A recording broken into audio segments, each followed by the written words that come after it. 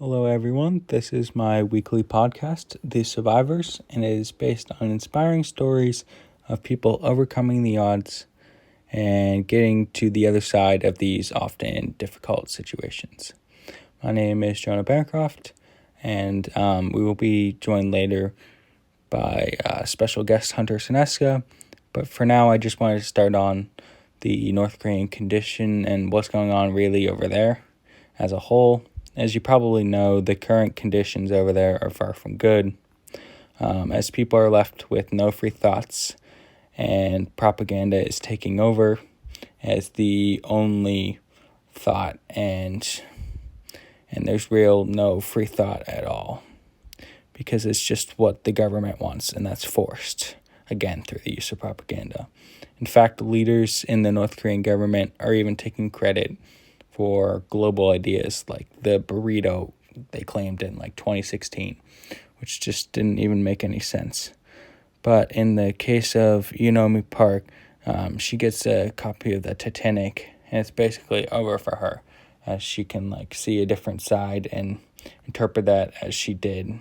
The book, In Order to Live, it basically goes through a detailed of her whole process, and it gives you a really good idea on the personal side of the whole situation. And as I said earlier, now I will cut to my special guest, Hunter Sineska. This is Hunter from the Survivors Podcast, and to expand what Jonah was saying about In Order to Live and the North Korean situation, I think it's so interesting, but also so horrendous at the same time, that the people of North Korea are so oppressed without them even knowing, where their situation is so bad, but at the same time they're totally unaware of it because of government brainwashing, as well as just being totally unaware of their situation in the outside world, where their government tends to just paint everybody as the enemy except for themselves and their allies. And I feel like that's really well documented in Yeonmi Park's In Order to Live, as she takes her personal experience with North Korea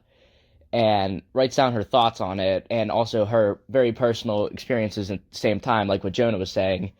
where it's very interesting to see it from her perspective as a little girl growing up and believing everything, and then eventually turning over a new leaf in new countries, and kind of at the same time just becoming more aware of the real situation she was in, and to see the horrendous and oftentimes horrible situation she was in with escaping Korea, and then at the same time going through China and the trafficking, and that also almost equally terrible situation for her, was really eye-opening and interesting at the same time. And I really feel like Yeonmi Park's memoir shows some great points and also is really eye-opening, and I highly recommend it because of this. And just the North Korean situation in general is sad, and other countries don't do a whole lot about it because they're afraid of what North Korea could do in response. And it's truly an interesting, sad, and unique situation that I feel like needs to be talked about more. Yeah, Hunter, I definitely agree with you on that. I think you brought up some really good points, and I definitely think that In Order to Live, it should be a definite read for almost every single person in this room.